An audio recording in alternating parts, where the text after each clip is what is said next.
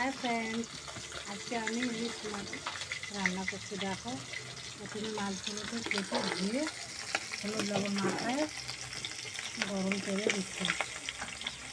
এখানে সবজি কেটে রেখেছি, দেখো সবজি দিয়ে আর এই যে মশলা,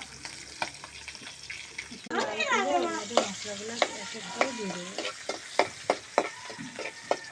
চালাচ্ছে দেখেন, আমার গরু আছে, আমার বড় বড় এগুলো দেখেন কত বড় গরু।